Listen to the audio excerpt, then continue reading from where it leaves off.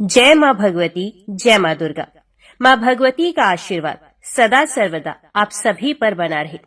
आज नवरात्रि का चौथा दिन है और आज श्री दुर्गा सप्तशती के अध्याय 5, 6, 7 और 8 का पाठ किया जाएगा।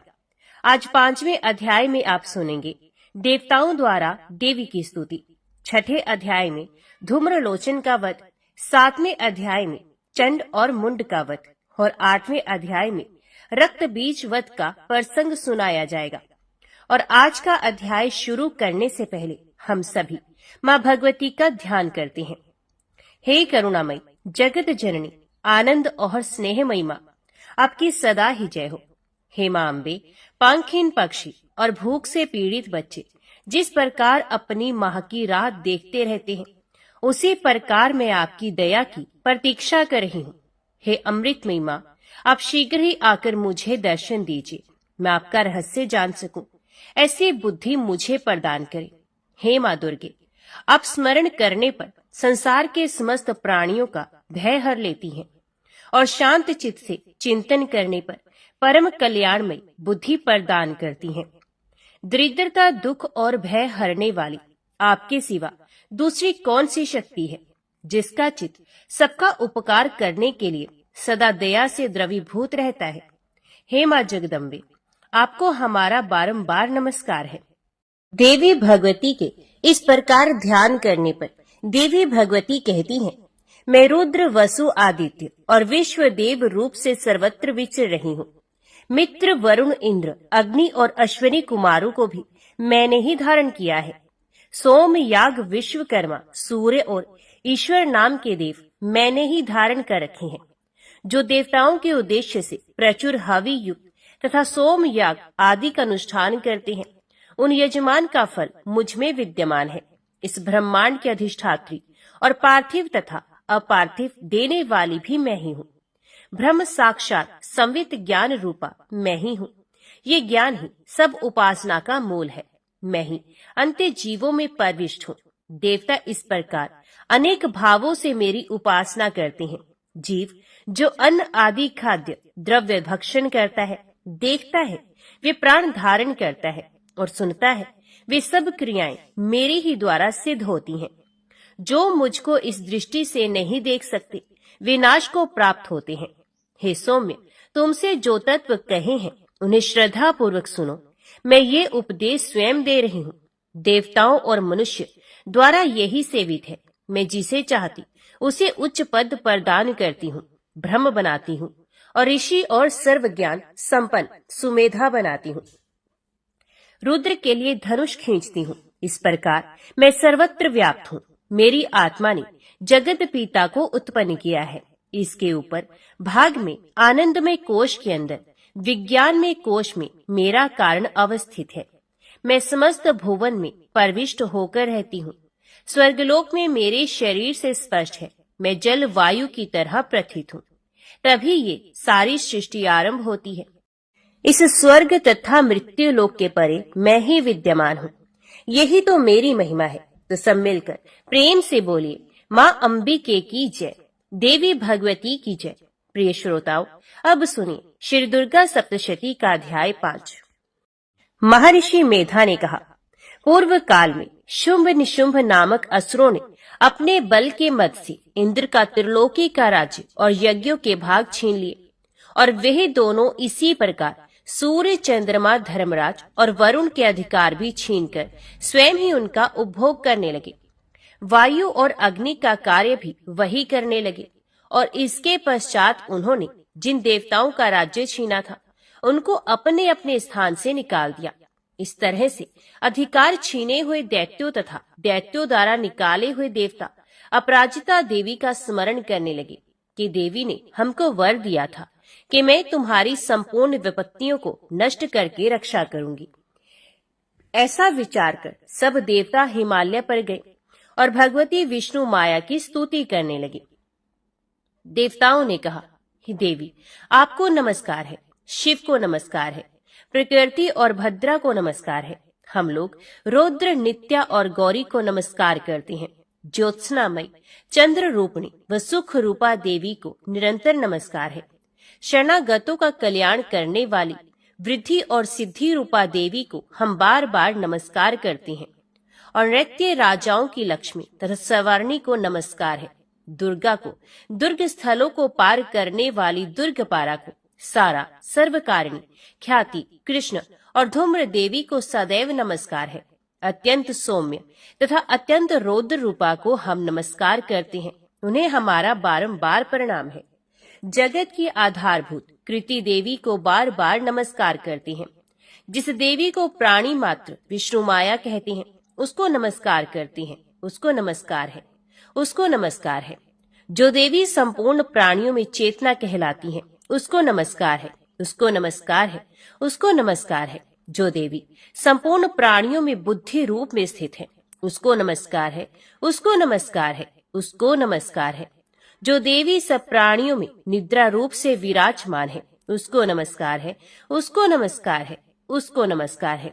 जो देवी संपूर्ण प्राणियों में शुद्धा रूप से विराजमान है, उसको नमस्कार है, उसको नमस्कार है, उसको नमस्कार है। जो देवी संपूर्ण प्राणियों में छाया रूप से स्थित है, उसको नमस्कार है, उसको नमस्कार है, उसको नमस्कार है। जो देवी सब प्राणियों में शक्ति रूप से स्थित है, उसको नमस्कार है, उसको नमस्कार है, उसको नमस्कार है। जो देवी संपूर्ण प्राणियों में तृष्णा रूप से स्थित है, उसको नमस्कार है, उसको नमस्कार है, उसको नमस्कार है। जो देवी सब प्राणियों में शांति रूप से स्थित है, उसको नमस्कार है, उसको नमस्कार है, उसको नमस्कार है। जो देवी सब प्राणियों में जाति रूप से स्थित है, उसको नमस्कार है, उसको नमस्कार है, उसको नमस्कार है।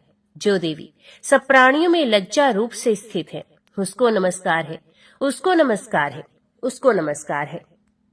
जो देवी संपूर्ण प्राणियों में श्रद्धा रूप से स्थित है, उसको नमस्कार है, उसको नमस्कार है, उसको नमस्कार है।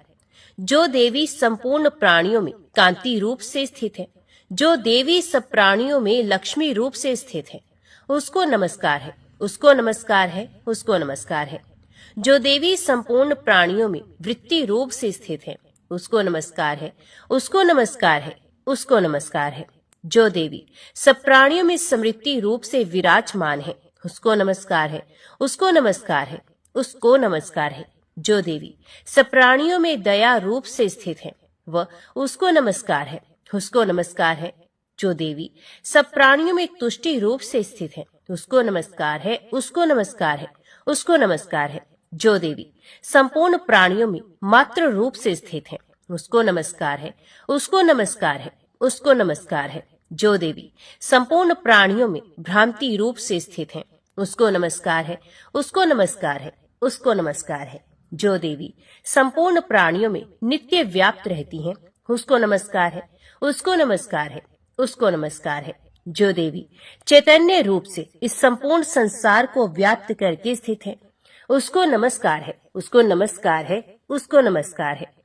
पूर्व काल में देवताओं ने अपने अभिष्ट फल पाने के लिए जिसकी स्तुति की है और देवराज इंद्र ने बहुत दिनों तक जिसका सेवन किया है, वह कल्याण की साधना भूता ईश्वरी हमारा कल्याण और मंगल करे तथा सारी विपत्तियों को नष्ट कर डाले। असुरों के सताए हुए हम संपूर्ण देवता उस परमेश्वरी को इस समय नमस्कार करते हैं तथा जो भक्ति पूर्वक स्मरण किए जाने पर तुरंत ही सब विपत्तियों को नष्ट कर देती हैं, वह जगदम्बा इस समय भी हमारा मंगल करके हमारी समस्त विपत्तियों को दूर करे। महर्षि मेधा ने कहा, हे राजन, इस प्रकार जब देवता स्तुति कर रहे थे तो उसी समय देवी पार्वती गंगा में स्नान करने के लिए आई। तब उनके शरीर से प्रकट होकर शिवा देवी बोली, शुंभ दैत्य के द्वारा स्वर्ग से निकाले हुए और निशुंभ से हारे हुए ये देवता मेरी स्तुति कर रहे हैं। पार्वती के शरीर से अंबिका निकली थी, इसलिए उसको संपूर्ण लोक में कौशिकी कहती हैं।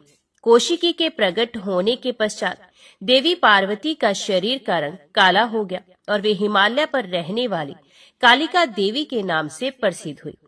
फिर शुंभ और निशुंभ के दूत चंड मुंड वहां आए और उन्होंने परम मनोहर रूप वाली अंबिका देवी को देखा। फिर वह शुंभ के पास जाकर बोले, महाराज, एक अत्यंत सुंदर स्त्री हिमालय को प्रकाशित कर रही है। वैसा रंग रूप आज तक हमने किसी स्त्री में नहीं देखा। हे असुरेश्वर, आप ये पता लगाएं कि वह कौन है और उसको ग्रहण कर लें। वे स्त्रियों में रत्न है। वे अपनी कांति से 10 दिशाओं को प्रकाशित करती हुई वहां स्थित है, इसलिए आपका उसको देखना उचित है। हे प्रभु, तीनों लोकों के हाथी, घोड़े और मणि इत्यादि जितने भी रत्न हैं, वे सब इस समय आपके घर में शोभायमान हैं। हाथियों में रत्न रूप ऐरावत हाथी, उच्च श्रवा नामक घोड़ा तो आप इंद्र से ले आए हैं। हंसों द्वारा जूता हुआ विमान जो कि ब्रह्मा जी के पास था, अब भी आपके पास है।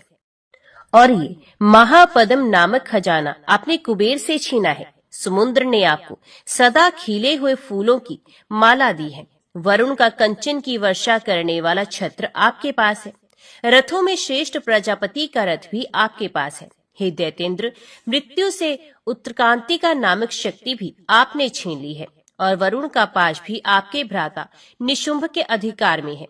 और जो अग्नि में ना जल सके ऐसे 2 वस्त्र भी अग्निदेव ने आपको दिए हैं। हे दैत्यराज, इस प्रकार सारी रत्न रूपी वस्तुएं आप संग्रह कर चुके हैं, तो फिर आप ये कल्याणकारी स्त्रियों में रत्न रूप अनुपम स्त्री आप क्यों नहीं ग्रहण करती? महर्षि मेधा बोले। चंडमुंड का ये वचन सुनकर शुंभ ने विचारा कि सुग्रीव को अपना दूत बनाकर देवी के पास भेजा जाए। प्रथम उसको सब कुछ समझा दिया और कहा कि वहां जाकर तुम उसको अच्छी तरह से समझाना और एक उपाय करना जिससे वे प्रसन्न होकर तुरंत मेरे पास चली आए। भली प्रकार समझाकर कहना। दूत सुग्रीव पर्वत के उस रमणीय भाग में पहुंचा जहां देवी रहती थी। दूत ने कहा, हे देवी, दैत्यों का राजा शुंभ जो इस समय तीनों लोकों का स्वामी है, मैं उसका दूत हूँ और यहाँ तुम्हारे पास आया हूँ। संपूर्ण देवता उसकी आज्ञा एक स्वर से मानते हैं। अब जो कुछ उसने कहलाकर भेजा है वह सुनो।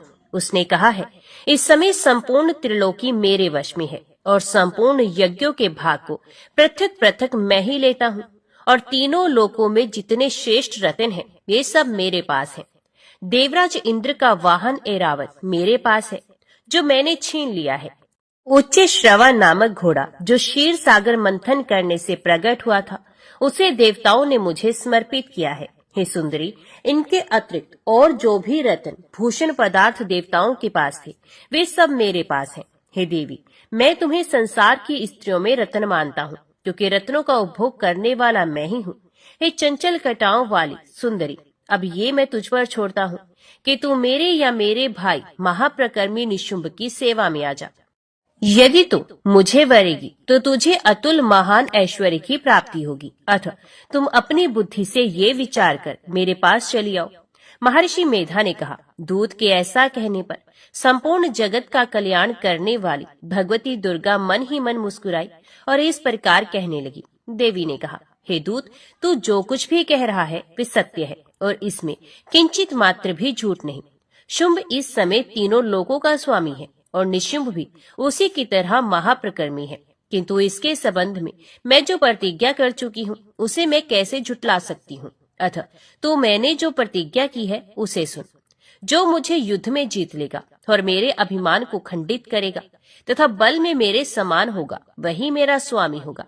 इसलिए शुंभ अथवा निशुंभ यहाँ आए और युद्ध में जीतकर मुझसे विवाह करें। इसमें भला देर की क्या आवश्यकता? दूत ने कहा, हे देवी, तुम अभिमान में भरी हुई हो, मेरे सामने तुम ऐसी बात ना करो। इस त्रिलोकी में मुझे तो ऐसा कोई दिखाई नहीं देता जो कि शुंभ और निशुंभ के सामने ठहर सके।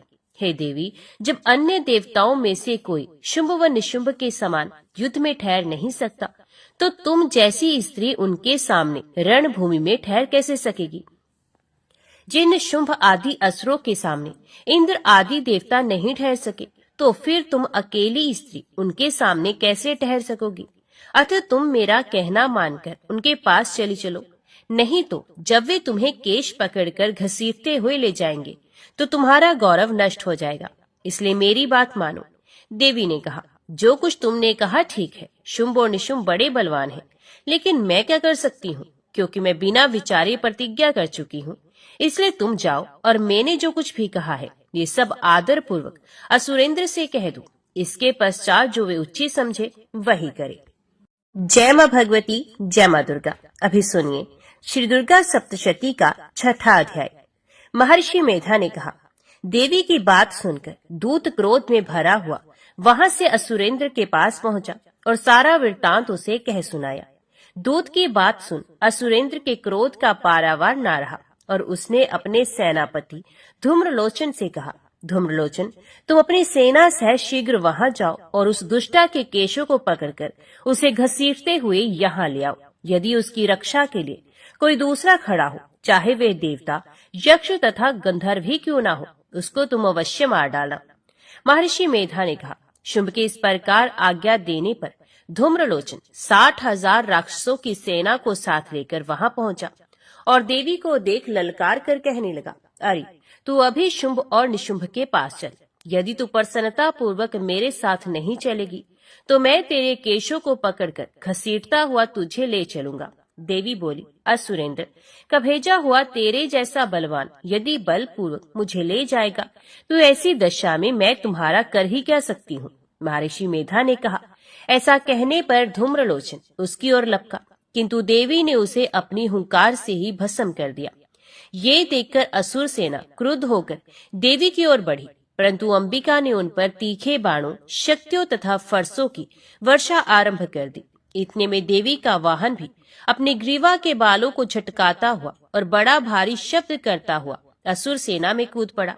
उसने कई असुर अपने पंजों से, कई अपने जबड़ों से और कई को धरती पर पटक कर अपनी दाढ़ों से घायल करके मार डाला।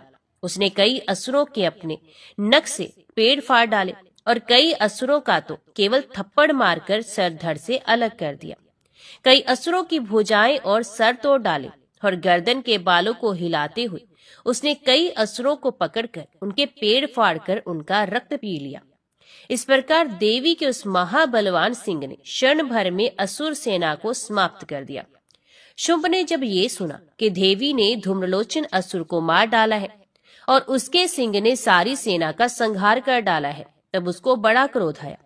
उसके मारे क्रोध के ओंठ फड़कने लगे और उसने चंड तथा मुंड नामक महाअसुरों को आज्ञा दी, हे चंड, हे मुंड, तुम अपने साथ एक बड़ी सेना लेकर वहां जाओ और उस देवी के बाल पकड़कर उसे बांधकर तुरंत यहाँ ले आओ। यदि उसको यहाँ लाने में किसी प्रकार का संदेह हो तो अपनी सेना सहित उससे लड़ते हुए उसको मार डालो और जब वे दुष्टा और उसका सिंह दोनों मारे जाए तब भी उसको बांधकर यहाँ ले आना। जय माँ भगवती, जय माँ दुर्गा। अभी सुनिए श्री दुर्गा सप्तशती का 7वां अध्याय। महर्षि मेधा ने कहा, दैत्यराज की आज्ञा पाकर चंड और मुंड चतुरंगिणी सेना को साथ लेकर हथियार उठाए हुए देवी से लड़ने के लिए चल दिए। हिमालय पर्वत पर पहुंचकर उन्होंने मुस्कुराती हुई देवी जो सिंह पर बैठी हुई थी देखा। जब असुर उनको पकड़ने के लिए तलवारें लेकर उनकी ओर आगे बढ़े तब अंबिका को उन पर बड़ा क्रोध आया और मारे क्रोध के उनका मुख काला पड़ गया। उनकी भ्रुकुटियां चढ़ गई और उनके ललाट में से अत्यंत भयंकर तथा अत्यंत विस्तृत मुख वाली लाल आंखों वाली काली प्रकट हुई, जो कि अपने हाथों में तलवार और पाश लिए हुए थी। वे विचित्र खड्ग धारण किए हुए तथा चीते के चर्म की साड़ी एवं नरमुंडों की माला पहन रखी थी। उसका मांस सूखा हुआ था और शरीर केवल हड्डियों का ढांचा था और जो भयंकर शब्द से दिशाओं को पूर्ण कर रही थी। वे असुर सेना पर टूट पड़ी और दैत्यों का भक्षण करने लगी।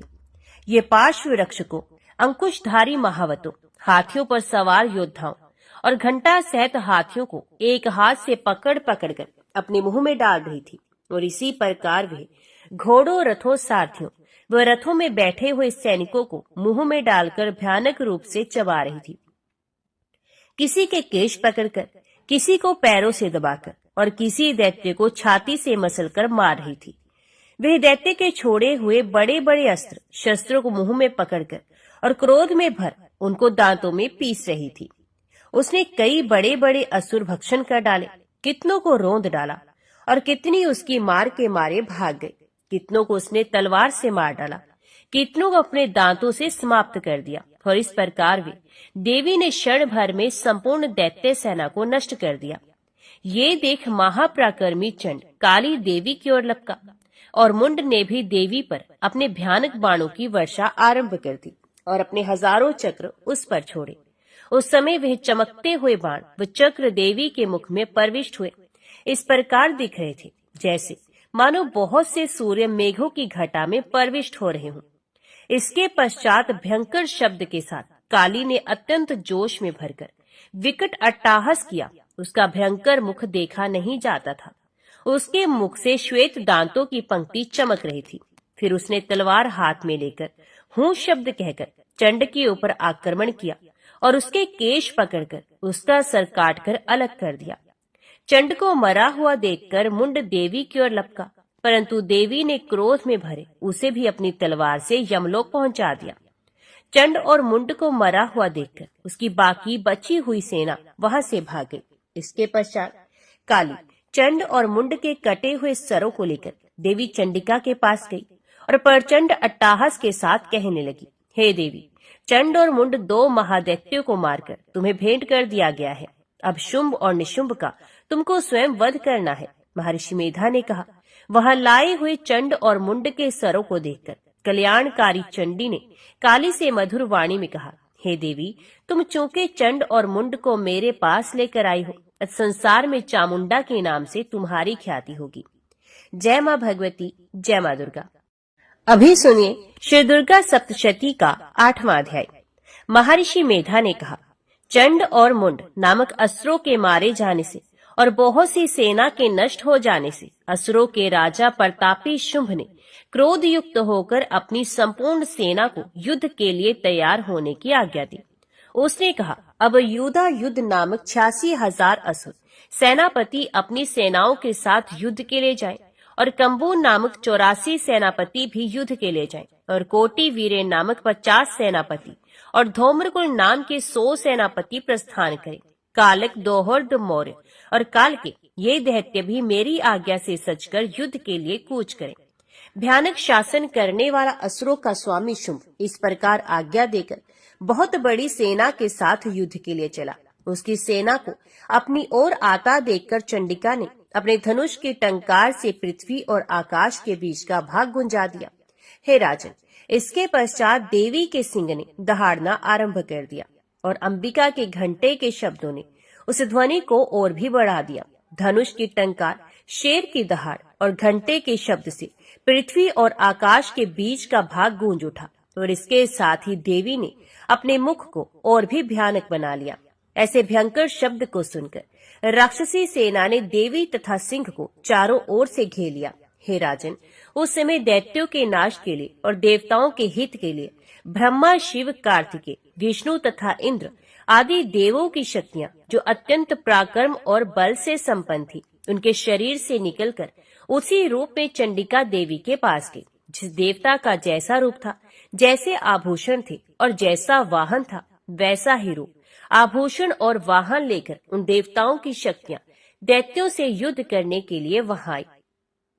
हंस युक्त विमान में बैठकर और रुद्राक्ष की माला तथा कमंडलू धारण करके ब्रह्मा जी की शक्ति आई। वृक्ष पर सवार होकर हाथ में त्रिशूल लेकर महानाग का कंकण पहनकर और चंद्र रेखा से भूषित होकर भगवान शंकर की शक्ति माहेश्वरी आई और मोर पर आरूढ़ होकर हाथ में शक्ति लिए दैत्यों से युद्ध करने के लिए कार्तिकेय जी की शक्ति उन्हीं का रूप धारण करके आई। भगवान विष्णु की शक्ति गरुड़ पर सवार होकर शंख, चक्र, शारंग, गदा, धनुष तथा खड्ग हाथ में लिए हुए आई। श्रीहरि की शक्ति वाराही वाराह का शरीर धारण करके आई और नरसिंह के समान शरीर धारण करके उनकी शक्ति नारसिंही भी आई। उसकी गर्दन के झटकों से आकाश के तारे टूट पड़ते थे और इसी प्रकार देवराज इंद्र की शक्ति ऐन्द्री भी ऐरावत के ऊपर सवार होकर आई। इस पश्चात इन देव शक्तियों से घिरे हुए भगवान शंकर ने चंडिका से कहा, मेरी प्रसन्नता के लिए तुम शीघ्र ही इन असुरों को मार डालो। इसके पश्चात देवी के शरीर में से अत्यंत उग्र रूप वाली और सैकड़ों गिदड़ियों के समान आवाज करने वाली चंडिका शक्ति प्रकट हुई। उस अपराजिता देवी ने धूमिल जटा वाले भगवान श्री शंकर जी से कहा, हे प्रभु, आप मेरी ओर से दूत बनकर शुंभ और निशुंभ के पास जाइए और उन अत्यंत गर्वीले दैत्यों से कहिए तथा उनके अतिरिक्त और भी जो दैत्य यहाँ युद्ध के लिए उपस्थित हो, उनसे भी कहिए, जो तुम्हें अपने जीवित रहने की इच्छा हो तो त्रिलोकी का राज्य इंद्र को दे दो। देवताओं को उनका यज्ञ भाग मिलना आरंभ हो जाए और तुम पाताल लौट जाओ। किंतु यदि बल के गर्व से तुम्हारे लड़ने की इच्छा हो तो फिर आ जाओ। तुम्हारे मार्ग से मेरी योगिनियां तृप्त होंगी। क्योंकि उस देवी ने भगवान शंकर को दूत के कार्य में नियुक्त किया था, इसलिए वे संसार में शिवदूती नाम से विख्यात हुई। भगवान शंकर से देवी का संदेश पाकर उन दैत्यों के क्रोध का कोई आर पार ना रहा और वे जिस स्थान पर देवी विराजमान थी वहां पहुंचे और जाने के साथ ही उस पर बाणों और शक्तियों की वर्षा करने लगी। देवी ने उनके फेंके हुए बाणों, शक्तियों, त्रिशूल और फरसों को अपने बाणों से काट डाला और काली देवी उस देवी के साथ आगे खड़ी होकर शत्रु को त्रिशूल से विदीर्ण करने लगी और खटवांग से कुचलने लगी। ब्राह्मणी जिस तरफ दौड़ती थी उसी तरफ अपने कमंडलों का जल छिड़ककर दैत्यों के वीर्य व बल को नष्ट कर देती थी। इसी प्रकार माहेश्वरी त्रिशूल से, वैष्णवी चक्र से और अत्यंत कोप वाली कुमारी शक्ति द्वारा असुरों को मार रही थी और इंद्री के बाजू के प्रहार से सैकड़ों दैत्य रक्त की नदियां बहाते हुए पृथ्वी पर सो गए। वाराही ने कितने ही राक्षसों को अपनी थूथन द्वारा मृत्यु के घाट उतार दिया। दाढ़ों के अग्रभाग से कितने ही राक्षसों की छाती को चीर डाला और चक्र की चोट से कितनों को ही विदीर्ण करके धरती पर गिरा दिया। बड़े बड़े राक्षसों को नरसिंगी अपने नखों से विदीर्ण करके भक्षण कर रही थी और सिंहनाद से चारों दिशाओं को गुंजाती हुई रणभूमि में विचर रही थी। शिवदूती के प्रचंड अट्टाहस से कितने ही दैत्य भयभीत होकर पृथ्वी पर गिर पड़े और उनके गिरते ही वे उनको भक्षण कर गए। इस तरह क्रोध में भरे हुए मातृगणों द्वारा नाना प्रकार के उपायों से बड़े बड़े असुरों को मरते हुए देखकर राक्षसी सेना भाग खड़ी हुई और उनको इस प्रकार भागता देखकर रक्तबीज नामक महापरिक्रमी राक्षस क्रोध में भरकर युद्ध के लिए आगे बढ़ा। उसके शरीर से रक्त की बूंदें पृथ्वी पर जैसे ही गिरती थी, तुरंत वैसे ही शरीर वाला तथा वैसा ही बलवान दैत्य पृथ्वी से उत्पन्न हो जाता था। रक्तबीज गदा हाथ में लेकर इंद्री के साथ युद्ध करने लगा। जब इंद्री शक्ति ने अपने वज्र से उसको मारा तो घायल होने के कारण उसके शरीर से बहुत सा रक्त बहने लगा और उसकी प्रत्येक बूंद से उसके समान ही बलवान तथा महाप्रकर्मी अनेकों दैत्य भयंकर रूप से प्रकट हो गए। वे सबके सब दैत्य बीज के समान ही बलवान तेज वाले थे। वे भी भयंकर अस्त्र शस्त्र लेकर देवियों के साथ लड़ने लगे। जब इंद्री के वज्र प्रहार से उसके मस्तक पर चोट लगी और रक्त बहने लगा तो उसमें से हजारों ही पुरुष उत्पन्न हो गए। वैष्णवी ने चक्र से, इंद्री ने गदा से रक्तबीज को चोट पहुंचाई और वैष्णवी ने चक्र से घायल होकर उसके शरीर से जो रक्त बहा उससे हजारों महाअसुर उत्पन्न हुए, जिनके द्वारा ये जगत व्याप्त हो गया। कुमारी ने शक्ति से, वाराही ने खड़ग से, माहेश्वरी ने त्रिशूल से उसको घायल किया। इस प्रकार क्रोध में भरकर उस महादैत्य ने सब मातृ शक्तियों पर पृथक पृथक गदा से प्रहार किया और माताओं ने शक्ति तथा शूल इत्यादि से उसको बार बार घायल किया। उसे सैकड़ों महादैत्य उत्पन्न हुए और इस प्रकार उस रक्तबीज के रुधिर से उत्पन्न हुए असुरों से संपूर्ण जगत व्याप्त हो गया, जिससे देवताओं को भय हुआ। देवताओं को भयभीत देखकर चंडिका ने काली से कहा, हे चामुंडे, अपने मुख को बड़ा करो और मेरे शस्त्रघात से उत्पन्न हुए रक्त बिंदुओं को तथा रक्त बिंदुओं से उत्पन्न हुए महाअसुरों को तुम अपने इस मुख में भक्षण करती जाओ। इस प्रकार रक्त बिंदुओं से उत्पन्न हुए महादैत्यों को भक्षण करती हुई तुम रणभूमि में विचरो। इस प्रकार रक्त क्षीण होने से यह दैत्य नष्ट हो जाएगा। तुम्हारे भक्षण करने के कारण अन्य दैत्य नहीं होंगे। काली से इस प्रकार कहकर चंडिका देवी ने रक्त बीज पर अपने त्रिशूल से प्रहार किया और काली देवी ने अपने मुख में उसका रक्त ले लिया। तब उसने गदा से चंडिका पर प्रहार किया। प्रहार से चंडिका को तनिक भी कष्ट नहीं हुआ, किंतु रक्त बीज के शरीर से बहुत सा रक्त बहने लगा। लेकिन उसके गिरने के साथ ही काली ने उसको अपने मुख में ले लिया। काली के मुख में उस रक्त से जो असुर उत्पन्न हुए उनको उसने भक्षण कर लिया और रक्त को पीती गई। तदंतर देवी ने रक्त बीज को, जिसका के खून काली ने पिया था, चंडिका ने उस दैत्य को वज्र, बाण, खड़ग तथा रिष्टि आदि से मार डाला। हे राजन, अनेक प्रकार के शस्त्रों से मारा हुआ और खून से वंचित वे महादैत्य रक्त बीज पृथ्वी पर गिर पड़ा। हे राजन, उसके गिरने से देवता अत्यंत प्रसन्न हुए और माताएं उन असुरों का रक्त पीने के पश्चात उद्भुत होकर नृत्य करने लगी। जय मां भगवती, जय मां दुर्गा।